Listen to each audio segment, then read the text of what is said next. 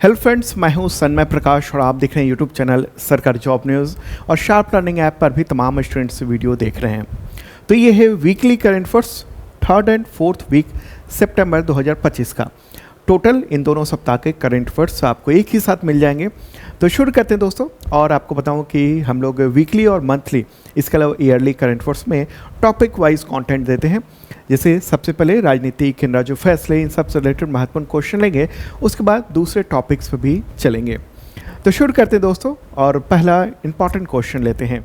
भारतीय चुनाव आयोग या कहें भारत निर्वाचन आयोग ने इलेक्ट्रॉनिक वोटिंग मशीन यानी ईवीएम में इनमें से किस तरह के बदलाव का फैसला किया है? आंसर क्या होगा इसका? इसमें जो आंसर होगा वो उम्मीदवारों की रंगीन तस्वीरें होंगी, कैंडिडेट्स की, और दूसरा ये है कि एक ईवीएम शीट पर अधिकतम 15 उम्मीदवार दिखेंगे, इससे ज़्यादा नहीं दिखेंगे।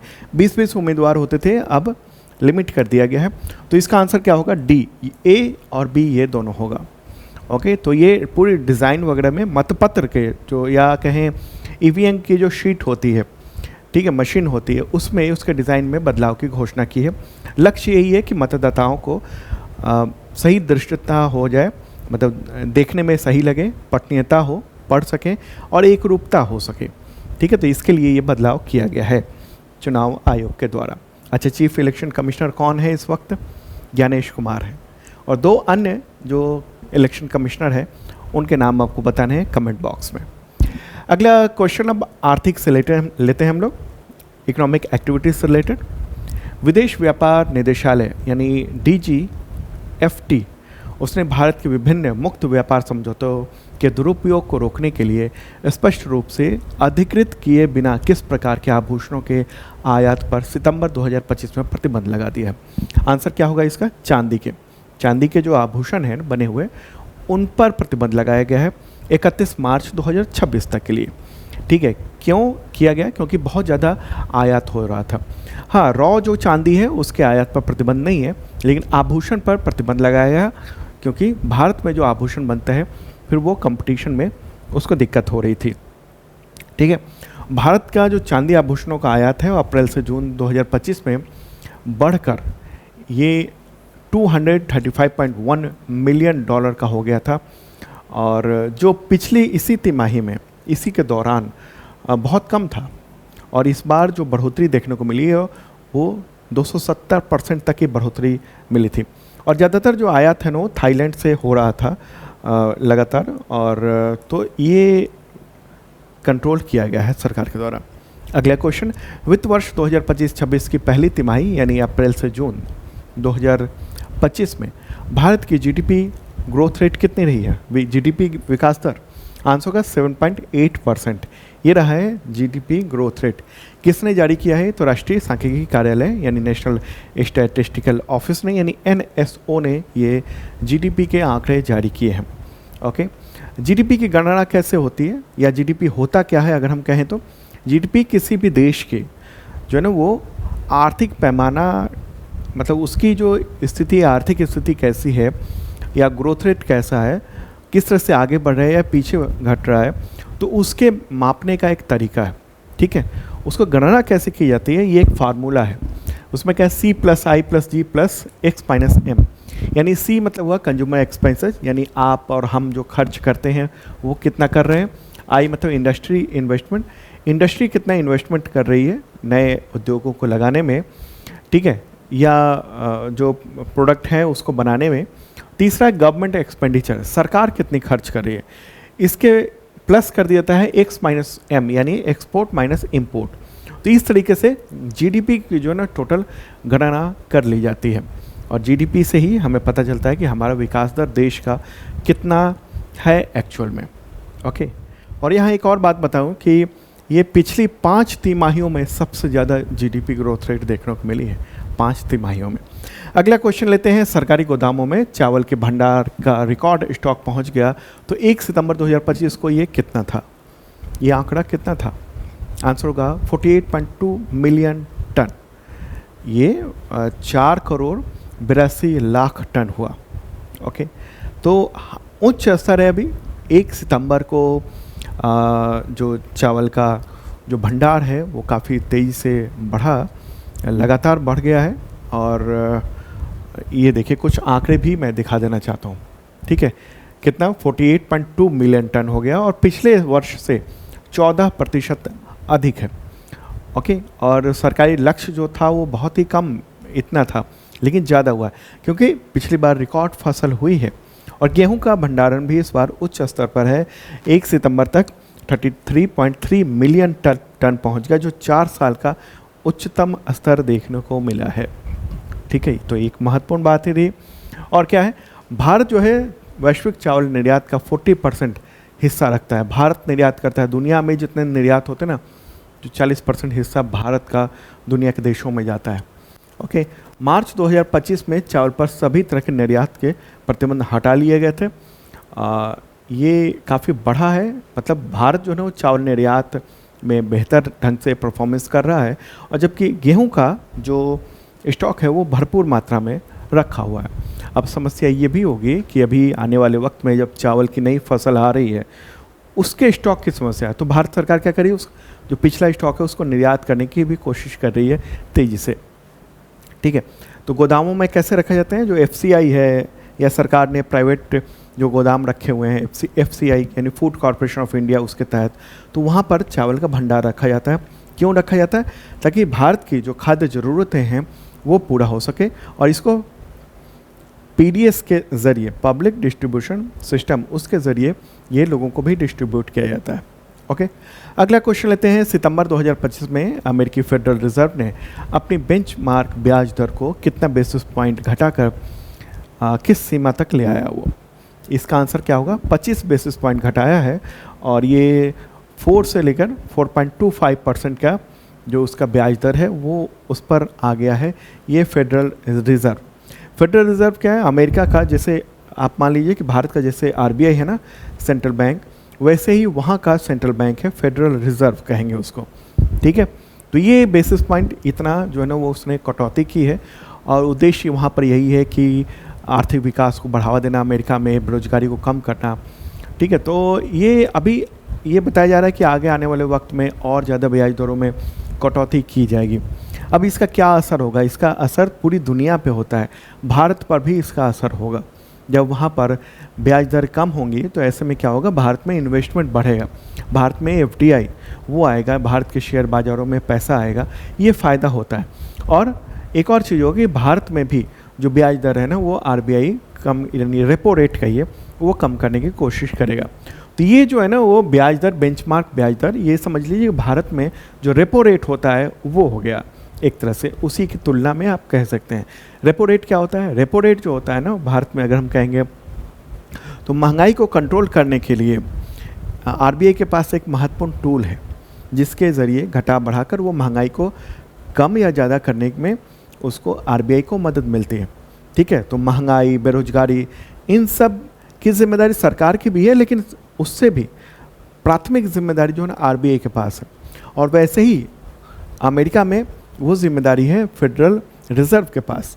ठीक है, तो अब इससे काफ़ी असर पड़ेगा। मैंने डेली के करंट अफेयर्स वीडियो में काफ़ी ज़्यादा, करीब 12 मिनट तक इसके बारे में बताया था, और ये काफ़ी महत्वपूर्ण है, इसलिए ये ज़रूरी चीज़ें हैं।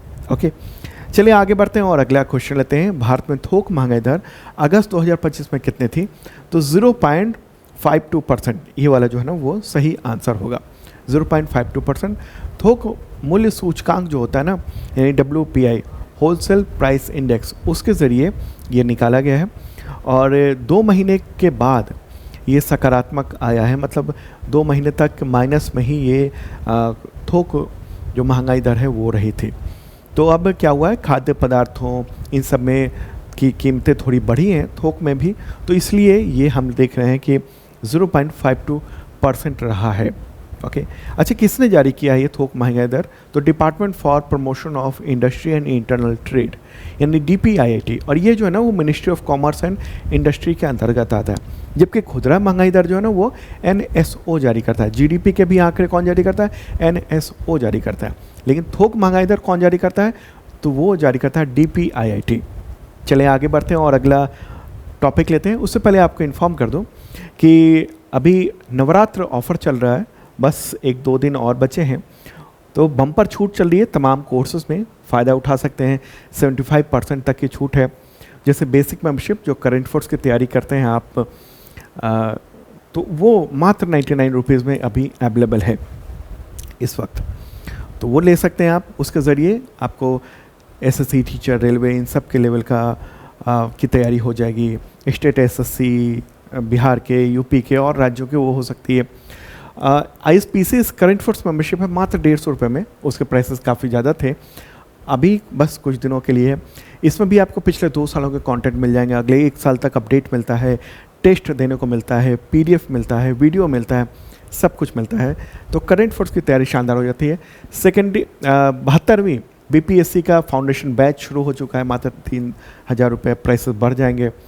71वीं BPSC का मेंस आंसर राइटिंग बैच चल रहा है ऑलरेडी, बहुत ही मामूली से प्राइस में, और जिन्होंने पहले से फाउंडेशन बैच ले रखा था 71st का, उनको ये फ्री में अवेलेबल करा दिया गया है। और भी कई सारे बैचेज हैं, तो ज्वाइन कर सकते हैं, देख सकते हैं शार्प लर्निंग ऐप पर, ठीक है। ये बेसिक मेंबरशिप प्लान है, ISPC मेंबरशिप प्लान है, okay. Sharp Learning app Google play पर मिल जाएगा। चलिए आगे बढ़ते हैं और अब डिफेंस से रिलेटेड इंपॉर्टेंट क्वेश्चन लेते हैं आपके एग्जामिनेशंस के लिए। क्वेश्चन होगा, भारत ने पहली बार रेल आधारित मोबाइल लॉन्चर प्रणाली से किस मिसाइल का परीक्षण किया जिससे भारत चुनिंदा देशों की श्रेणी में आ गया है? आंसर क्या होगा? अग्नि प्राइम, ठीक है। अग्नि प्राइम की लॉन्चिंग की गई है DRDO के द्वारा, यानी डिफेंस रिसर्च डेवलपमेंट ऑर्गेनाइजेशन, यानी रक्षा अनुसंधान और विकास संगठन के द्वारा, और SFC के द्वारा, यानी स्ट्रेटेजिक फोर्सेस कमांड के द्वारा। तो दोनों ने ये मिलकर किया है और इसके ज़रिए ये जो है ना वो लॉन्चिंग की गई है। बहुत ही खासियत है इसकी, करीब 2000 किलोमीटर तक का इसकी रेंज है और इसलिए इसको इंटरमीडिएट रेंज बैलिस्टिक मिसाइल कहा जाता है। और ये न्यूक्लियर कैपेबल भी है, परमाणु वॉरहेड इसमें लगाया जा सकता है। 2 चरणों वाली ठोस ईंधन आधारित ये है, बेहतर प्रपल्शन है, री एंट्री व्हीकल है, मैन्यूरेबल है, MARV है, मतलब अंतरिक्ष में हम भेजते हैं इस मिसाइल को और उसके बाद फिर हम मतलब टारगेट एक सेट करके फिर बदल भी सकते हैं, ओके। और एक साथ कई जगह वो मिसाइलें गिरा सकता है, एक साथ कई जगह हमले कर सकता है, ये एक खास चीज़ है। तो ये भी आप ध्यान रखिएगा, कई बार एग्जामिनेशन में इस तरह से भी पूछा जाता है कि अग्नि प्राइम के बारे में बताइए कि वो ठोस इंजन आधारित है या लिक्विड इंजन आधारित है या ठोस और लिक्विड दोनों पर आधारित है। तो इस तरह के सवाल आपसे पूछे जा सकते हैं, तो याद रखिएगा ये ठोस ईंधन पर आधारित है। और कनस्तरीकृत मिसाइल है, यानी कनस्तर में ये ट्रेन में ऐसे ऊपर उठा, मिसाइल उठी, कनस्तर था और उसमें से निकल के और फिर आगे बढ़ गया। और ये 1500 से 3000 किलोग्राम वजन तक के हथियार ले जा सकता है। तो ये बहुत ही इम्पॉर्टेंट ये परीक्षण किया गया, रेल आधारित पहली बार ट्रेन पर रखकर और इसको लॉन्च कर दिया गया, इम्पॉर्टेंट है। इससे फ़ायदा ये हुआ है कि ट्रेन को अलग अलग जगहों पर चुपचाप रखा जा सकता है और गोपनीय रूप से, और फिर उसको लॉन्च किया जा सकता है, अलग अलग जगहों से अलग अलग लॉन्चिंग हो सकती है, ठीक है। तो एक ही जगह पूरे साजो सामान को रखने की ज़रूरत नहीं होगी, अलग अलग जगहों से लॉन्चिंग की जा सकती है। चले आगे बढ़ते हैं और अगला क्वेश्चन लेते हैं। तीनों सेनाओं यानी थल सेना, नौसेना और वायुसेना ने बेहतर तालमेल और एकीकरण के लिए पहली बार कितने संयुक्त सैन्य स्टेशन स्थापित करने का फैसला किया है? आंसर का 3 सैन्य स्टेशन जो है ना वो स्थापित किए जाएंगे और ये 17 सितंबर को ये फैसला लिया गया और ये कि तीनों सेनाओं का ये होगा मिला जुला। और एक और चीज़ वो ये है कि तीनों सेनाओं जो है ना वो मिलकर एजुकेशन जो शाखा है उसको मिलकर एक जॉइंट एजुकेशन कोर बनाया जाएगा, ठीक है। तो ये जो फैसला है कोलकाता में लिया गया था, कोलकाता में कमांडर लेवल की मीटिंग की गई थी, उसी के दौरान ये इम्पॉर्टेंट फैसला हुआ, ओके। तो अभी आर्मी चीफ कौन है? जनरल उपेंद्र द्विवेदी हैं। Navy chief admiral Dinesh Kumar Tripathi हैं। और एयरफोर्स के चीफ कौन है? Air chief marshal Amarpreet Singh. और इन सब के बॉस यानी CDS कौन है? Chief of defence staff. Comment box में आपको बताना है, देखते हैं कितने लोग जवाब दे पाते हैं। अब आगे बढ़ते हैं और स्पोर्ट्स से रिलेटेड इंपॉर्टेंट क्वेश्चन लेते हैं आप सबके एग्जामिनेशंस के लिए। क्वेश्चन यहाँ पर होगा, AFC futsal Asian cup 2026 qualifier में भारत ने किस टीम को हराकर या किस देश को हराकर पहली अंतर्राष्ट्रीय फुटसल जीत दर्ज की है? किसको हराया है? आंसर होगा मंगोलिया को हराया है। 24 सितंबर को हराया है। जीत हासिल की है। कहाँ पर ये आयोजन हुआ था? कुवैत में ये आयोजन हुआ था। तो ये पहली जीत है। फुटसल आखिर क्या होता है? फुटसल, कई बार आप सोचेंगे कहीं फुटबॉल तो नहीं है जो गलती से फुटसल लिख दिया गया है। नहीं, ये फुटबॉल नहीं है, फुटसल है। फुटबॉल को छोटा भाई कह सकते हैं, ठीक है। फुटबॉल में कई खिलाड़ी होते हैं, इसमें मात्र 5 खिलाड़ी होते हैं, ठीक है।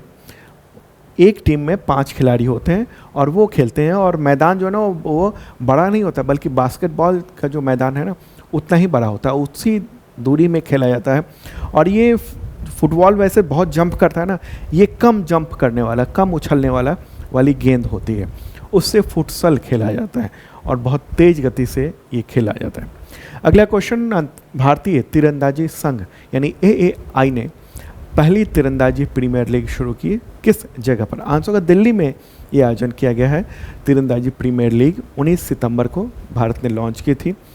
ओके, तो आयोजित की जा रही है, ठीक है।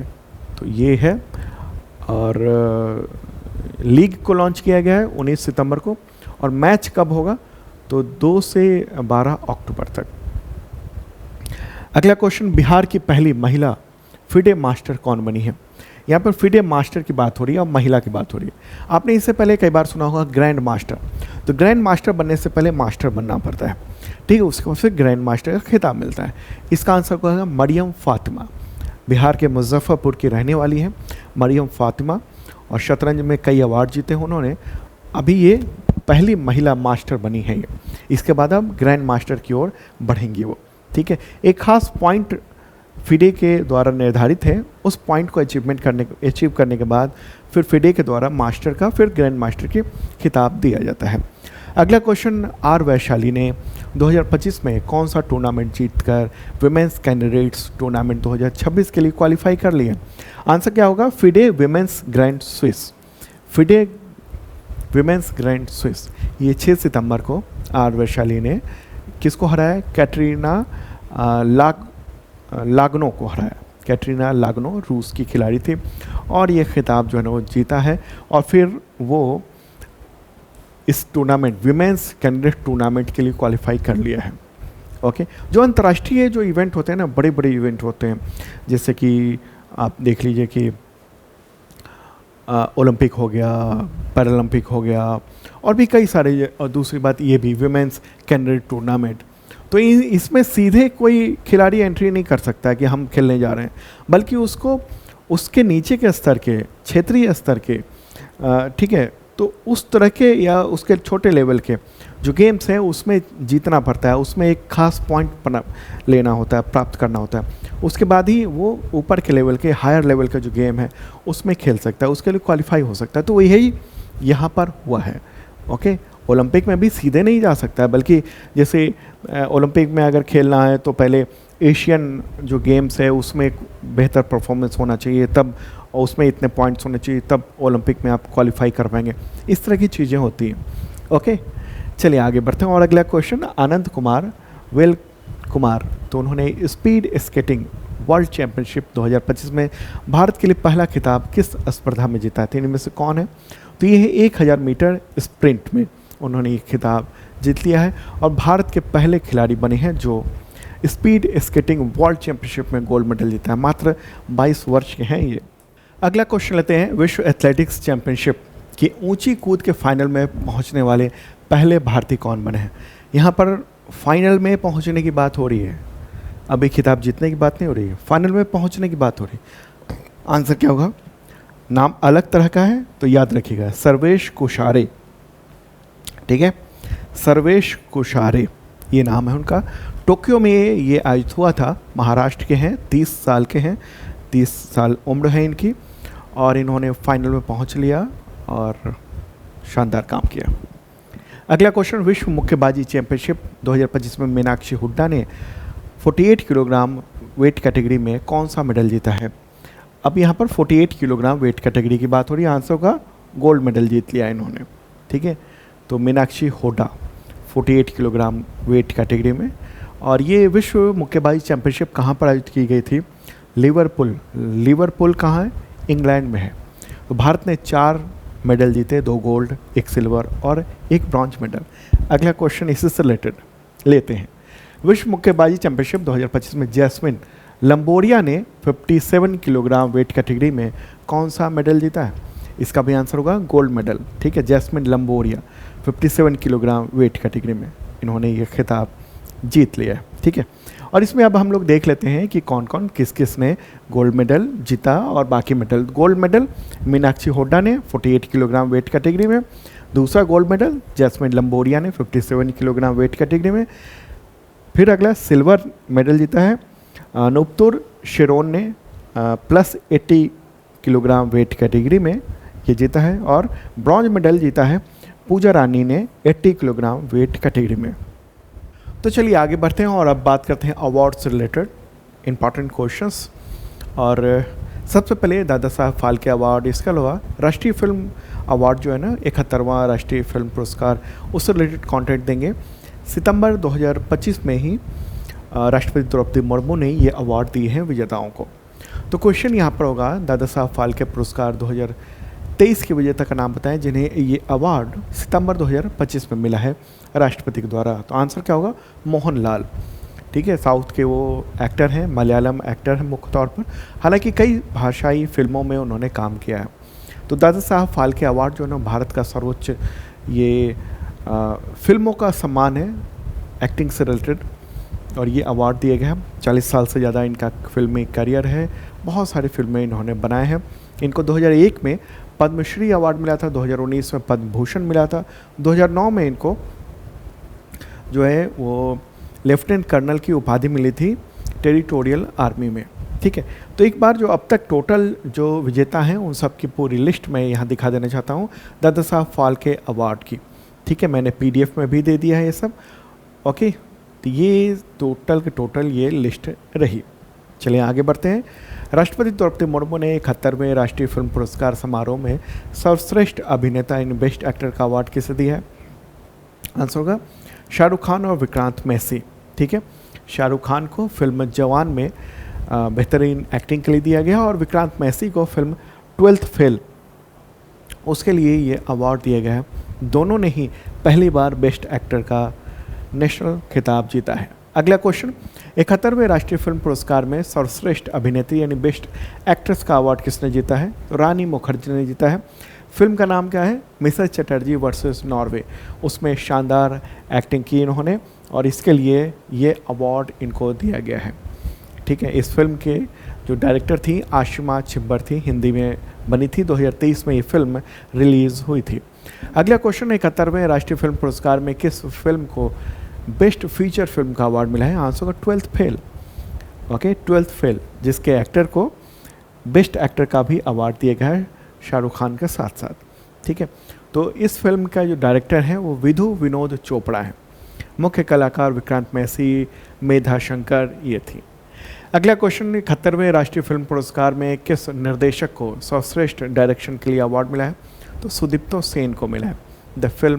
ये फिल्म थी द केरला स्टोरी, उसके लिए ये खिताब जो है ना वो दिया गया है। द केरला स्टोरी के लिए सुदीप्तो सेन को ये अवार्ड दिया गया है। अगला क्वेश्चन लेते हैं, 71वें राष्ट्रीय फिल्म पुरस्कार में संपूर्ण मनोरंजन प्रदान करने वाली संपूर्ण लोकप्रिय फिल्म का खिताब किसे मिला? रॉनी और रानी की प्रेम कहानी। इसके डायरेक्टर करण जौहर थे। मुख्य एक्टिंग की थी रणवीर सिंह और आलिया भट्ट ने। ठीक है, अब अगला क्वेश्चन लेते हैं कि किस सर्वश्रेष्ठ हिंदी फिल्म का अवार्ड किसको मिला है? फीचर फिल्म की बात हो रही है, फीचर फिल्म कैटेगरी में। आंसर क्या होगा? इसका होगा कटहल जैकफ्रूट मिस्ट्री। तो इसको ये अवार्ड जो है ना वो दिया गया है।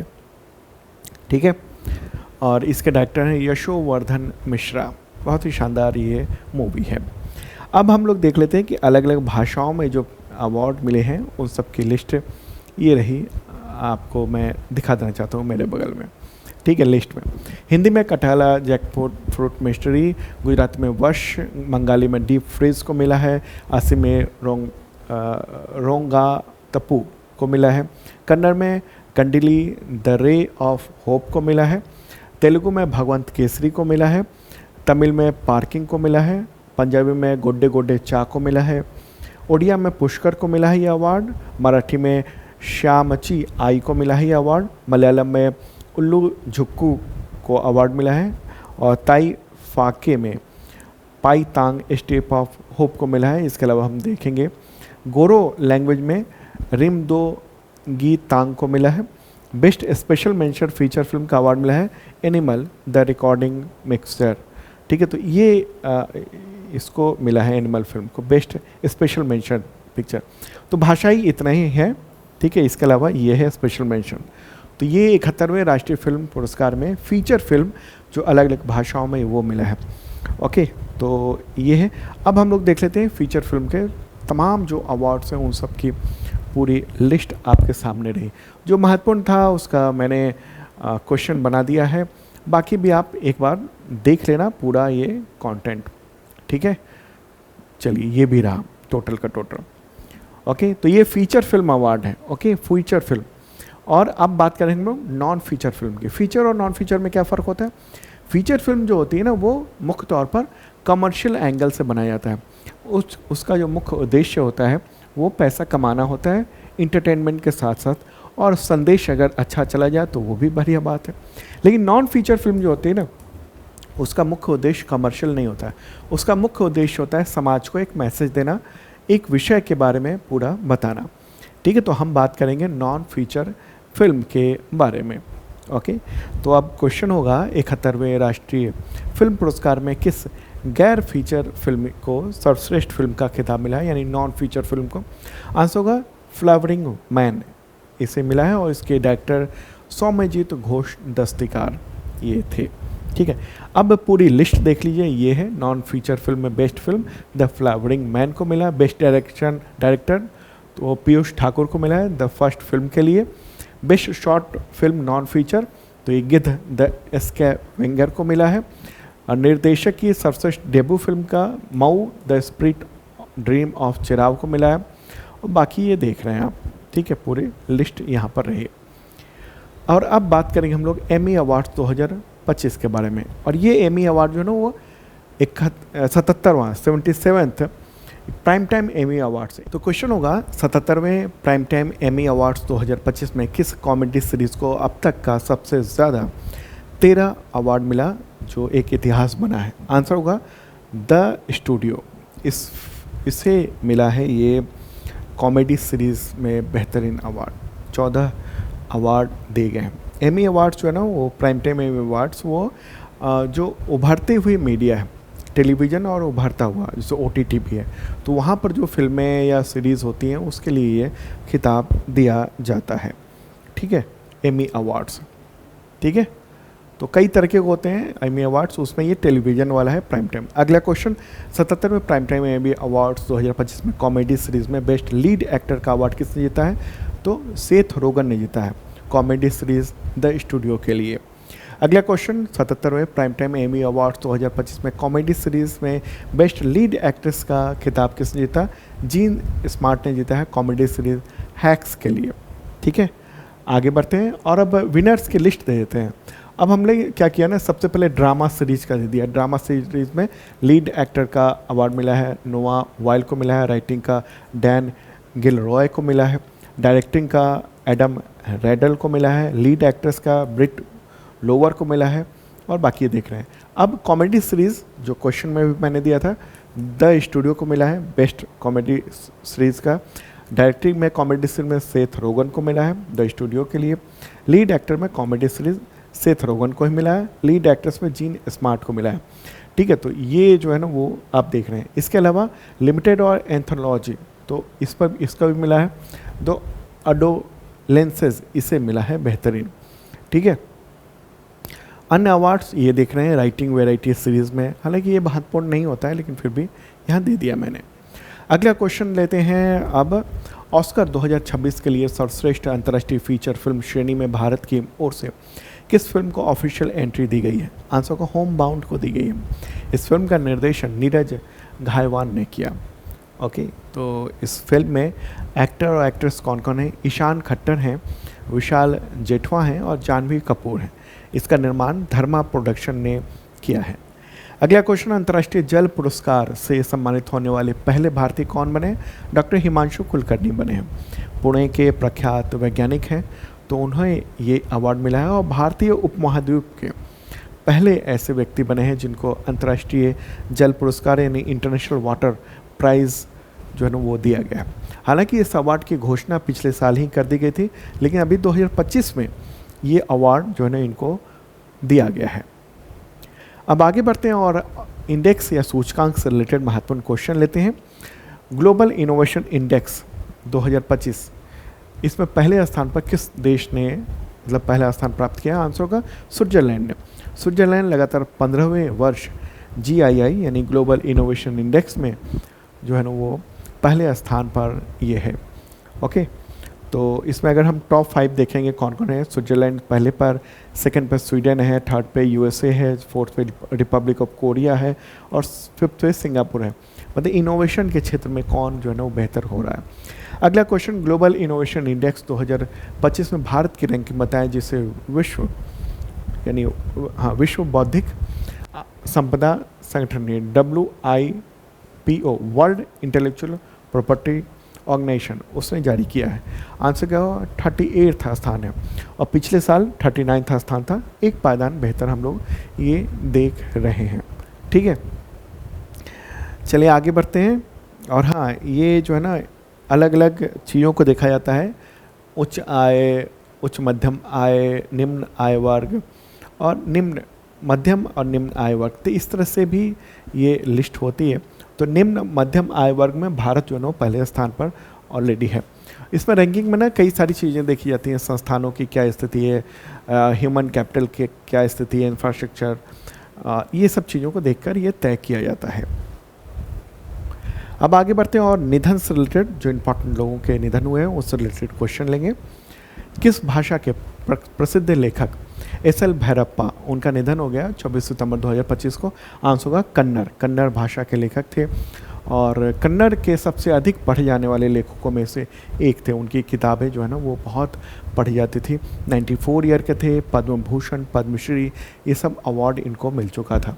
अगला क्वेश्चन, मशहूर गायक जुबिन गर्ग का निधन हो गया 19 सितंबर 2025 को सिंगापुर में स्कूबा डाइविंग के दौरान। तो किस राज्य से थे? आंसर होगा असम से थे वो सिंगर जुबिन गर्ग। वो बहुत पॉपुलर थे और असम में तो बहुत ज़बरदस्त हजारों लाखों लोग उमड़े इनके निधन के बाद अंतिम यात्रा के दौरान। 52 ईयर के थे। सिंगापुर में इनका निधन हो गया था स्कूबा डाइविंग के दौरान। सांस लेने में दिक्कत हो गई थी। स्कूबा डाइविंग क्या होता है ना, जो आपने देखा होगा ना फोटोग्राफ, समुद्र में तैराकी करते हैं, उस बहुत सारे इक्विपमेंट्स लगे होते हैं, ऑक्सीजन लगा होता है, वो इन्होंने किया था। लेकिन इनको कोई प्रॉब्लम हुई, सांस लेने में दिक्कत हुई और अंततः इनका निधन हो गया। अब योजना से रिलेटेड इंपॉर्टेंट क्वेश्चन लेते हैं। प्रश्न होगा, प्रधानमंत्री नरेंद्र मोदी ने सितंबर 2025 में प्रगति की कौन सी भी बैठक की अध्यक्षता की जिसमें लगभग 65,000 करोड़ रुपए की 8 महत्वपूर्ण परियोजनाओं की समीक्षा की गई। 49th ये मीटिंग थी और प्रगति का फुल फॉर्म क्या होता है? Proactive governance and timely implementation. मतलब प्रोएक्टिव गवर्नेंस मतलब गवर्नेंस जो है ना वो बहुत एक्टिव रहे किसी काम को संपन्न कराने में, पूरा कराने में, और टाइमली इम्प्लीमेंटेशन हो, मतलब समय से वो काम पूरा हो सके, कोई प्रोजेक्ट है वो। ठीक है, तो उसी की ये मीटिंग की गई थी, समीक्षा की गई थी। 15 राज्यों केंद्र शासित प्रदेशों में जो 65,000 करोड़ रुपए की परियोजनाएं हैं उन सब की, उसमें तमाम राज्यों के चीफ सेक्रेटरी भी इसमें शामिल हुए थे। तो ये सवाल हो सकता है प्रगति के बारे में। ठीक है, प्रगति, तो प्रगति जो है ना वो किसी भी प्रोजेक्ट को टाइमलाइन के साथ पूरा कराने के लिए समीक्षा की जाती है प्रधानमंत्री के द्वारा और पूरी टीम देख रेख करती है। ठीक है, चलिए आगे बढ़ते हैं। प्रधानमंत्री नरेंद्र मोदी ने बिहार में कोसी मेची अंतर्राज्यीय नदी संपर्क परियोजना के पहले चरण की आधारशिला रखी है। तो इससे किन जिलों को लाभ होगा? आंसर क्या होगा इसका? आंसर है सुपौल, अररिया, पूर्णिया, किशनगंज और कटिहार। तो इन सब जिलों को ये फ़ायदा होने वाला है। ये सेम क्वेश्चन जो ना BPSC में भी आ चुका है। अभी जो हाल ही में 71वें BPSC की प्रीलिम्स के एग्जामिनेशन हुआ था उसमें। तो कोसी मेची नदी संपर्क परियोजना है, रिवर लिंकिंग परियोजना है और बिहार की ऐसी पहली ये परियोजना है। ठीक, भारत की ये दूसरी ऐसी बड़ी परियोजना मानी जा रही है रिवर इंटरलिंकिंग की।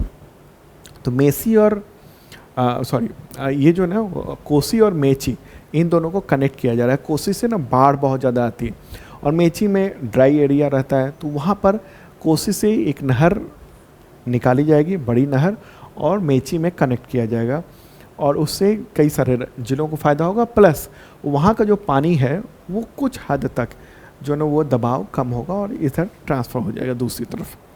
आगे बढ़ते हैं, किस ज़िले में 25,000 करोड़ रुपए की लागत से 2400 मेगावाट के थर्मल पावर प्रोजेक्ट का शिलान्यास पीएम मोदी ने किया, जिसे बिहार में निजी क्षेत्र का सबसे बड़ा निवेश बताया जा रहा है? आंसर होगा भागलपुर। भागलपुर के परपैती क्षेत्र में ये शिलान्यास किया गया है 15 सितंबर को, और ये अडानी का प्रोजेक्ट है और अडानी को इसके लिए जो है ना वो ₹1 प्रति एकड़ के दर से उसे वो ज़मीन मिल गई है बड़े पैमाने पर।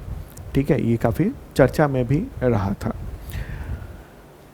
अब एक और चीज़ कर लें कि हाँ, मोदी में प्राइम मिनिस्टर नरेंद्र मोदी ने 15 सितंबर को पूर्णिया हवाई अड्डे पर नव विकसित अंतिम टर्मिनल भवन का उद्घाटन किया। तो ये उद्घाटन किया, वहाँ पर जो हवाई अड्डा है उस वहाँ पर टर्मिनल बनाया गया। ये सिंपल सी बात है। अब आगे बढ़ते हैं और इंटरनेशनल ऑर्गेनाइजेशन से रिलेटेड इंपॉर्टेंट क्वेश्चन लेंगे। सिंगापुर में आयोजित 25वें एशियाई क्षेत्रीय सम्मेलन में इंटरपोल एशियाई समिति का सदस्य किसे चुना गया? भारत को चुना गया। 2 दिनों की बैठक थी 18 और 19 सितंबर को, तो कई सारे देश शामिल हुए थे। और ये इंटरपोल जो है ना दुनिया का एक अंतर्राष्ट्रीय पुलिस संगठन है, और इंटरपोल का जो औपचारिक रूप से भारत में अगर कोई एजेंसी है तो वो है CBI। ठीक है, CBI ही चीज़ों को कंट्रोल करती है इंटरपोल के लिए कोई भी काम होता है तो। अगला क्वेश्चन, संयुक्त राष्ट्र महिला यानी UN वुमेन एक ऑर्गेनाइजेशन है यूनाइटेड नेशंस के अंदर में, तो उसकी कार्यकारी निदेशक दूसरी बार कौन बनी है? सीमा बहौस जॉर्डन की सीनियर राजनयिक हैं ये। तो महिलाओं से रिलेटेड बहुत सारे कार्य जो है ना इसी के संयुक्त राष्ट्र महिला या UN वुमेन ऑर्गेनाइजेशन के ज़रिए होता है। ये यूनाइटेड नेशंस का ही एक उसी की एक बॉडी है। अगला क्वेश्चन, संयुक्त राष्ट्र मानवाधिकार परिषद यानी UNHRC के स्वतंत्र आयोग ने गजा में जेनोसाइड कन्वेंशन 1948 में परिभाषित जनसंहार यानी जेनोसाइड के लिए किसे उत्तरदायी ठहराया है? तो इनमें से क्या आंसर सही होगा? अब विकल्प चुनना है। ठीक है, विकल्प में क्या है? बेंजामिन नेतन्याहू बिल्कुल सही है, आइजैक हर्जोग बिल्कुल सही है, और योआव गैलेंट ये PM है वहाँ के। ठीक है, ये प्रेसिडेंट हैं आइजैक हर्जोग, और ये जो है ना वो पूर्व रक्षा मंत्री थे। इन तीनों को ये किया गया है, तो इसका आंसर क्या होगा? B होगा।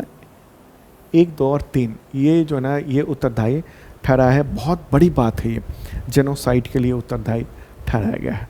हजारों लोगों की मौत हो गई है वहाँ पर गजा में। गजा में क्या है? गजा में जो पहले पूर्ण तरह शासन था वहाँ पर हमास का, एक संगठन का, हमास ने हमला कर दिया था इज़राइल पर। उसके बाद इज़राइल ने जब हमला किया तो पूरी तबाह कर दी है और बहुत सारे लोग मारे गए हैं। तो इस जेनोसाइड इसको माना गया है यूनाइटेड नेशंस की एजेंसी के द्वारा। बहुत बड़ी बात है ये। आगे बढ़ते हैं और विदेश से रिलेटेड इंपॉर्टेंट क्वेश्चन लेते हैं हम लोग। ठीक है, इंटरनेशनल रिलेशन को हमने 2 हिस्से में बांटा हुआ है। एक क्या है? एक है आपका अंतर्राष्ट्रीय संगठन जो बताया, दूसरा है विदेश से रिलेटेड इंपॉर्टेंट क्वेश्चन। तो क्वेश्चन यहाँ पर होगा, भारत ने किस अरब देश में QR कोड आधारित UPI सेवा सितंबर 2025 में शुरू की? आंसर इसमें से देखिए कौन सा है। एक तो UAE है जो इसमें ऑप्शन में नहीं है, और दूसरा कतर है। ठीक है, तो इसका सही आंसर क्या होगा? ये कतर होगा। UPI आप जो यूज़ करते हैं वो। तो अभी 8 देशों में ये जो है ना वो सुविधा है। Bhutan, France, Mauritius, Nepal, Singapore, Sri Lanka, UAE और कतर, यहाँ पर ये सुविधा ये दी गई है। आगे बढ़ते हैं, मोरक्को में भारत की पहली विदेशी रक्षा सुविधा का उद्घाटन किसने किया? तो राजनाथ सिंह और अब्देल लतीफ़ लोदी, ये मोरक्को के ये रक्षा मंत्री हैं। तीन दोनों ने, और ये वहाँ पर जो सेंटर है ना वो क्या है? वो है टाटा एडवांस सिस्टम्स लिमिटेड, उसकी फैक्ट्री बनाई गई है। और विदेश में किसी भारतीय कंपनी की ये पहली फैक्ट्री है जो कि शुरू हुई है। ठीक है, तो मोरक्को को भी देख लेते हैं एक बार, मैप के ज़रिए समझ लेते हैं। प्यारा भारत है अपना, और अब आगे चलते हैं, देखते हैं मोरक्को किधर है। ठीक है, तो मोरक्को जो है ना वो अफ्रीका में देखेंगे हम लोग, तो ये उत्तरी पश्चिमी अमेरिका में हम देखते हैं ये वाला जो हिस्सा है ना वो मोरक्को कहलाएगा। ठीक है, मोरक्को ये अटलांटिक महासागर और भूमध्य सागर, ठीक है, उसकी सीमा पर ये स्थित है। ये इधर अटलांटिक हो गया, ये भूमध्य सागर हो गया। ओके, राजधानी है रबात, मुद्रा यहाँ पर मोरक्कन दिरहम चलती है। आगे बढ़ते हैं, अगला question. Britain, France, Canada, Australia, Portugal, Belgium, Luxembourg ने सितंबर 2025 में किस देश को औपचारिक रूप से मान्यता दे दी है? आंसर फिलिस्तीन। फिलिस्तीन को अभी तक जो है ना कई देशों ने मान्यता दी हुई है, ज़्यादातर देशों ने, लेकिन संयुक्त राष्ट्र में भी मान्यता नहीं है, केवल ऑब्जर्वर के तौर पर उसको एंट्री होती है। वोटिंग में भी वोटिंग भी करने नहीं दिया जाता है, मान्यता नहीं है उसकी। लेकिन तमाम देश, जैसे ये जो जेनोसाइड वहाँ पर हो रहा है ना, जो कत्लेआम हो रही है गज़ा में, उसके बाद से फ़िलिस्तीन को मान्यता देने की ये तमाम देशों ने अब समर्थन देना शुरू कर दिया है। तो एक देश के तौर पर मान्यता दे दी गई है। अगला क्वेश्चन चर्चा में रहे, H-1B वीज़ा का संबंध मुख्यतः किससे है जिसका आवेदन शुल्क बढ़ाकर $1,00,000 कर दिया गया है? इसका आंसर क्या होगा? इसका आंसर होगा अमेरिका में हाई स्किल वाले विदेशी पेशेवरों के रोजगार से रिलेटेड है।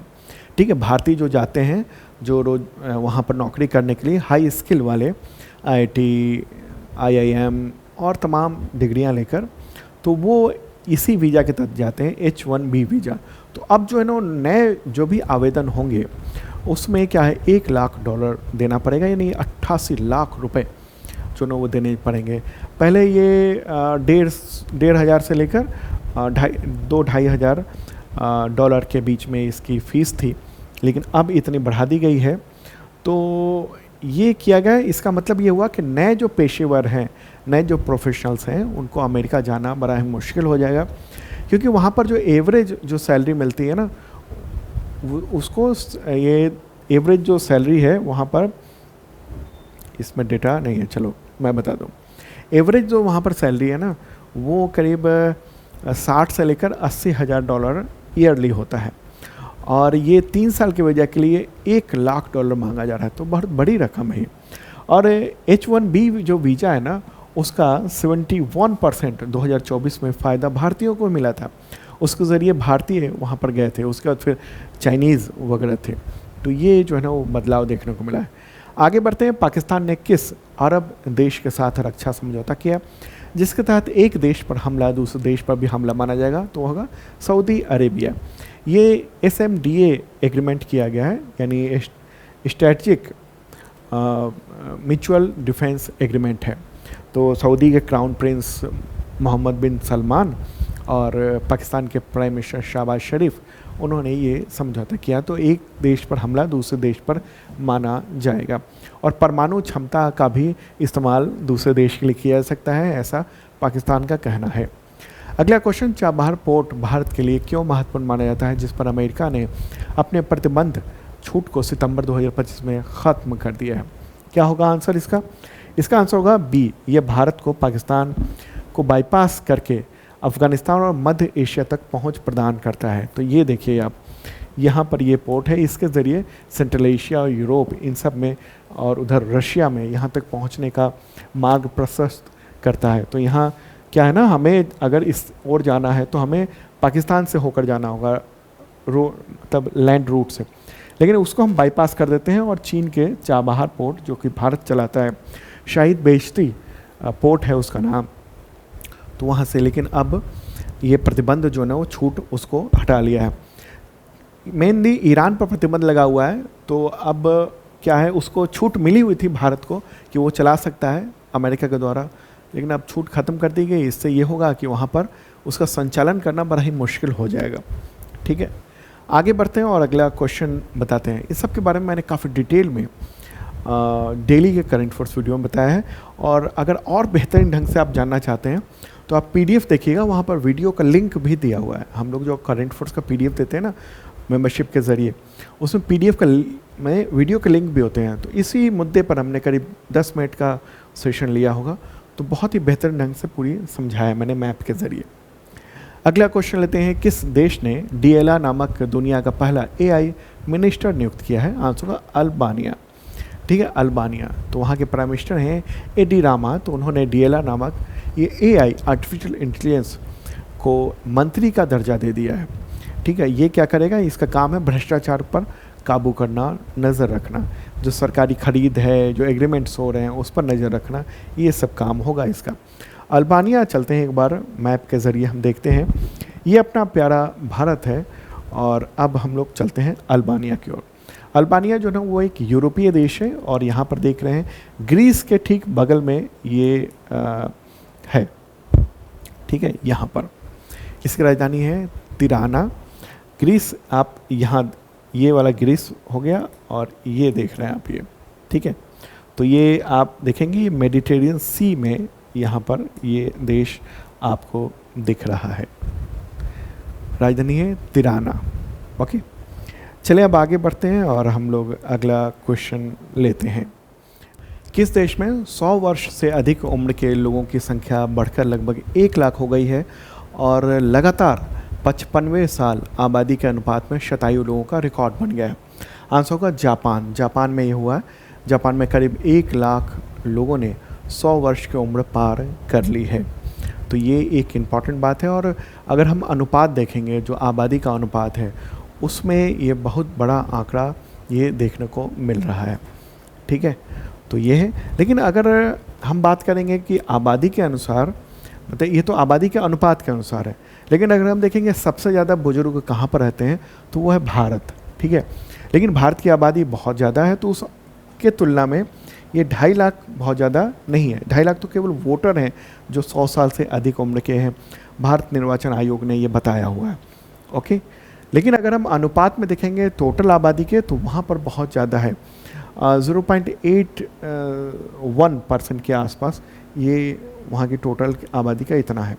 भारत में बहुत मामूली से परसेंट होगा, लेकिन 2.5 लाख टोटल है। उसके बाद फिर चीन आता है लगभग 1.5 लाख, फिर जापान 1 लाख है, फिर अमेरिका है, उसका इटली है। ओके, अब बात करेंगे हम लोग पर्यावरण से रिलेटेड इंपॉर्टेंट क्वेश्चन लेते हैं आप सबके एग्जामिनेशंस के लिए। क्वेश्चन होगा, international union for conservation of nature यानी IUCN, तो उसने किस खाड़ी क्षेत्र में भारत के पहले डुगोंग संरक्षण रिजर्व को मान्यता देने का प्रस्ताव अपना लिया है, यानी प्रस्ताव दे दिया है? आंसर का पाक खाड़ी। ठीक है, पाल्क बेक भी कहते हैं, पाक खाड़ी कहेंगे। और ये जो जीव है ना, समुद्री जीव है डुगोंग, इसको समुद्री गाय भी कहा जाता है। ठीक है, समुद्री गाय के तौर पर भी इसको माना जाता है। तो सरकार ने ये काम किया है और कहाँ पर इसको संरक्षण की दिया गया है? तो पाक बे में। पाक बे जो है ये वाला इलाका है। पाक बे कैसे, आप ये तो और जूम हो गया, जैसे देख लीजिए, ये भारत है ना, तो भारत है और ये यहाँ पर श्रीलंका है। तो ये वाला जो हिस्सा है ना, ये पाक बे कहा जाता है। ठीक है, पाक खाड़ी कहा जाता है, अंग्रेजी में पाल्क लिखा जाता है। तो इस जगह पर डुगोंग जो है ना उसका संरक्षण क्षेत्र है और इसको किसने? IUCN ने मान्यता दे दी है। ठीक है, सितंबर में। अगला क्वेश्चन लेते हैं। अब लाल गर्दन वाले फलारोप दुर्लभ प्रजाति के पक्षी को पहली बार सितंबर में 2025 में किस अभयारण्य में देखा गया? तो नंजरायन पक्षी अभयारण्य। नंजरायन पक्षी अभयारण्य ये है, आप देख रहे हैं तमिलनाडु के तिरुपुर में है ये स्थित। और ये दुर्लभ पक्षी है, ख़ासतौर पर ये आपको जो है वो अमेरिका, यूरेशिया, इन सब आर्कटिक देशों में वहाँ प्रजनन करते हैं और कभी कभी इधर आते हैं। जो फ्लाई वे बना हुआ है ना दुनिया में, तो उसी के ज़रिए वो आते हैं फिर चले जाते हैं। अब आगे बढ़ते हैं और ऐतिहासिक स्थल से रिलेटेड इंपॉर्टेंट क्वेश्चन लेते हैं। यूनेस्को ने विश्व धरोहर की टेंटेटिव लिस्ट यानी अस्थायी सूची में सितंबर 2025 में कितनी प्राकृतिक धरोहरों को शामिल किया है? आंसर होगा 7। टोटल 7 को शामिल किया है। ये पूरा लिस्ट है। डेक्कन ट्रैप्स है महाराष्ट्र में, सेंट मेरी आइलैंड क्लस्टर का भूवैज्ञानिक धरोहर है। कर्नाटक में मेघालयन एज गुफाएं हैं। मेघालय में नगा हिल ओफियोलाइट है। ये नागालैंड में एर्रा मट्टी डिब्बालू है। आंध्र प्रदेश में तिरुमारा हिल्स का प्राकृतिक धरोहर है। आंध्र प्रदेश में वर्कला का प्राकृतिक धरोहर है केरल में। इन सबको दिया गया है और टोटल जो संख्या हो गई है ना वो 69 हो गई है। कितनी हो गई है? 69 हो गई है अस्थायी यानी टेंटेटिव वर्ल्ड हेरिटेज साइट की। टेंटेटिव और नॉन टेंटेटिव क्या हुआ? देखिए, वर्ल्ड हेरिटेज साइट घोषित होने के लिए ना पहले उसे टेंटेटिव लिस्ट में शामिल होना होता है। तो इसमें संख्या 69 हो गई और पूरी लिस्ट के लिस्ट मैंने जो है यहाँ पर दे दिया है। आप PDF से देख सकते हैं, ठीक है। वैसे आप अगर YouTube पर देख रहे हैं तो स्क्रीनशॉट ले लीजिए, ओके। और ऐप पर देख रहे हैं ये वीडियो तो आप वहाँ पर PDF भी रख दिया गया, तो टोटल 69 ये हो गया है, ओके। और अगर हम देखेंगे कि वर्ल्ड हेरिटेज कितने हैं भारत में, तो 44 संख्या है टोटल। उसकी भी लिस्ट जो है ना वो यहाँ पर दे दी गई है, ये आप देख सकते हैं, ओके। 44 और जो लेटेस्ट है वो मराठा सैन्य परिदृश्य है। महाराष्ट्र में 11 और तमिलनाडु के एक जो किला है वो है ये 44वां। ये देखिए ये सारे किले, ओके।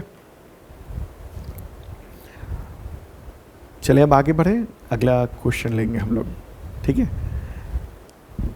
यूनेस्को ने किस राज्य के पचगनी और महाबलेश्वर में स्थित डेक्कन ट्रैप्स को वर्ल्ड हेरिटेज की अस्थायी सूची में शामिल किया गया? आंसर क्या होगा? महाराष्ट्र के, ठीक है। पचगनी और महाबलेश्वर में स्थित है। वैसे तो डेक्कन ट्रैप्स जो है ना वो बड़े पैमाने पर कई राज्यों में फैला हुआ है, लेकिन ये जो मान्यता दी गई है वो दी गई है पचगनी और महाबलेश्वर के डेक्कन ट्रैप्स को वर्ल्ड हेरिटेज की अस्थायी यानी टेंटेटिव लिस्ट में शामिल किया गया है, ठीक है। डेक्कन ट्रैप्स क्या है? ये भारत का बहुत बड़ा ज्वालामुखी क्षेत्र है जो महाराष्ट्र, मध्य प्रदेश, गुजरात, दक्षिणी राजस्थान इन सब क्षेत्रों में फैला हुआ था। करीब ये 6.5 करोड़ साल पहले बना था। तब धरती के अंदर से बहुत सारा लावा और गैस निकल रही थी। भारत जो है ना उस वहाँ पर बड़े पैमाने पर लावा और गैस का पूरा क्षेत्र था, ठीक है। ज्वालामुखी बड़े बड़े ज्वालामुखी थे, हॉट स्पॉट थे, मतलब बड़े पैमाने पर, और ये बहुत बड़े थे और इसी की वजह से वहाँ पर ये डेक्कन ट्रैप्स का मतलब सीढ़ी नुमा, तो और डेक्कन मतलब उस समय के, तो ये जो है ना इस तरह के जो सीढ़ी नुमा पहाड़ दिखते हैं वो वही हैं आज के ज़माने में नज़र आते हैं वो, ठीक है। ये खेती को भी बहुत मदद करते हैं क्योंकि काली मिट्टी उसी की वजह से हुई है। पर्यावरण के लिए भी अभी ये ख़ास है। उस समय तो तबाही थी, उस समय था वो वक्त जब वो डायनासोर हुआ करते थे, और उस समय इन डेक्कन जो घटनाएं हुई थी ज्वालामुखी की, उसकी वजह से पर्यावरण बहुत ख़राब हो गया था और डायनासोर को भी बहुत दिक्कत हो रही थी। आखिरी जो चोट की थी किसने की थी? जो उल्का पिंड गिरा था ना, उसने तो पूरा जो है ना डायनासोर को विलुप्त कर दिया था। चलिए अब आगे बढ़ते हैं, अगला क्वेश्चन। यूनेस्को ने किस राज्य में स्थित सेंट मेरी आइलैंड क्लस्टर का भूवैज्ञानिक धरोहर उसको वर्ल्ड हेरिटेज की अस्थायी सूची में शामिल किया? तो वह है कर्नाटक का। तो ये आप देखेंगे इस तरीके का है ये, ठीक है। इसमें क्या है ना मतलब खंबे नुमा जो है ना वो चीज़ें बनी हुई हैं, चीज़ें पत्थर हैं खंबे नुमा, और कर्नाटक में एक ये आइलैंड है कर्नाटक में अरब सागर में, ठीक है। 88 मिलियन ईयर साल पुराना, यानी लेट क्रेटेशियस काल की ये हैं, ठीक है। और ये एक तरह से मतलब सबूत हैं, किस चीज़ के सबूत हैं?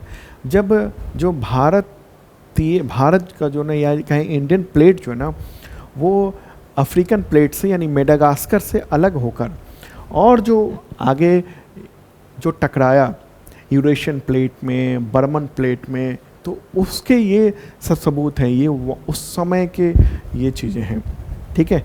चलिए आगे बढ़ते हैं, अगला क्वेश्चन। यूनेस्को ने मेघालयन काल की गुफाओं को विश्व धरोहर अस्थायी सूची में शामिल किया। तो मेघालयन एज कब शुरू हुआ था? तो मेघालयन एज अभी भी है, लेकिन शुरुआत कब हुई थी? तो वो 4200 वर्ष पूर्व, इतने वर्ष पहले ये शुरू हुआ था। तो यूनेस्को ने इन गुफाओं को जो है ना अस्थायी सूची में शामिल किया है। 4,200 वर्ष पूर्व की बात हो रही है। 4.6 अरब वर्ष पहले भूगर्भीय, मतलब क्या है ना, ये सब भूगर्भीय समय के पैमाना ये माना जाता, तो नवीनतम इकाई है ये।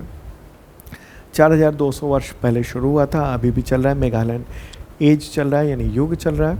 और मेघालयन एज के दौरान क्या था ना कि वो फोटो चलिए, उस समय हुआ ये था कि अचानक से दुनिया भर में सूखा पड़ा था और ठंड का दौर आया था, और उसकी वजह से क्या हुआ कि बहुत सारी सभ्यताएं जो थी ना वो बहुत ज़्यादा प्रभावित हुई थी। दुनिया भर की, मिस्र की सभ्यता हो गई, मेसोपोटामिया की सभ्यता हो गई, ये सब बहुत प्रभावित हुई थी। ठीक है, तो ये मेघालयन युग का जो टोटल जो है ना चीज़ें, वो गुफाओं में अभी भी उसके सबूत छिपे हुए हैं। मेघालय में वो सबूत हैं, वो अलग तरह की गुफा है, अंदर एक इकोसिस्टम बना हुआ है। ठीक है, वहाँ तालाब हैं, गुफा में ही कई किलोमीटर लंबी जो नदी भी है, और अलग अलग तरह के जीव हैं, बहुत अलग अलग तरह के, जैसे बिना आँख वाली मछलियाँ उस जगह मिलती हैं। बहुत सारे चीज़ें वहाँ पर अवेलेबल हैं। ठीक है, चलिए आगे बढ़ते हैं और अगला क्वेश्चन। अच्छा, ये जो गुफा है ना वो चूना पत्थर इन सब चीज़ों से बनी हुई है। पूर्वी खासी हिल्स मेघालय में वहीं पर है। अगला क्वेश्चन लेते हैं। यूनेस्को ने नगा हिल ऑफियोलाइट को वर्ल्ड हेरिटेज की अस्थायी सूची में शामिल किया, तो ये इंडियन और किस टेक्टोनिक प्लेट के टकराव के सबूत हैं? तो म्यांमार बर्मा प्लेट। ठीक है, ये कंफ्यूज मत हो जाना कि ये जो है टकराव जो है वो उसका नतीजा है। यूरेशियन प्लेट में इंडियन प्लेट टकराई थी, लेकिन म्यांमार का भी प्लेट जो है ना वो उसका टक्कर हुई थी। ये इधर से जो आया था ना, तो यहाँ पर बर्मा प्लेट थी, म्यांमार प्लेट या बर्मा प्लेट, तो इससे जो टक्कर हुई यहाँ भी टक्कर हुई। यूरेशियन प्लेट यहाँ थी, तो ये टक्कर हुई, तो यहाँ के जो समुद्र के जो हिस्से थे ना वो ऊपर उठ कर यहाँ पर आ गए हैं, इस जगह पर आ गए हैं। तो इस जगह पर हम वहाँ पर ये देखते हैं, क्या देखते हैं? नगा हिल ओफियोलाइट कहते हैं। ओफियोलाइट मतलब समुद्र के जो अंदर की जो चट्टानें हैं वो ऊपर हो गई हैं, वो सब हमें नज़र आते हैं। जैसे टक्कर जब होती है ना, तो एक तो नीचे चला जाता है, एक ऊपर की ओर उठ जाता है, वो पहाड़ हैं और वो सब सबूत हैं। ये कब की बात है? 90 मिलियन वर्ष पूर्व की बात है। 90 मिलियन वर्ष से लेकर करीब 60 मिलियन वर्ष पूर्व के बीच की ये बात है। तो इसी को नागालैंड में जो है ना, उसी को ये अस्थायी सूची में शामिल किया गया है। और अब इस वीडियो के आखिरी हिस्से में हम लोग पहुंच चुके हैं और दिवस से रिलेटेड इंपॉर्टेंट क्वेश्चन लेते हैं। विश्व पर्यावरणीय स्वास्थ्य दिवस कब मनाया जाता है? तो 26 सितंबर को मनाया जाता है। थीम है इस बार की स्वच्छ वायु स्वस्थ लोग। अगला क्वेश्चन, अंतर्राष्ट्रीय बधिर सप्ताह कब, मतलब अंतर्राष्ट्रीय बधिर सप्ताह जो ना और बधिर दिवस किस माह के अंतिम सप्ताह और अंतिम रविवार को मनाया जाता है? तो सितंबर के। ठीक है, अगला क्वेश्चन, संयुक्त राष्ट्र के द्वारा अंतर्राष्ट्रीय शांति दिवस कब मनाया था? 21 सितंबर को मनाया था। और इस बार की थीम क्या है?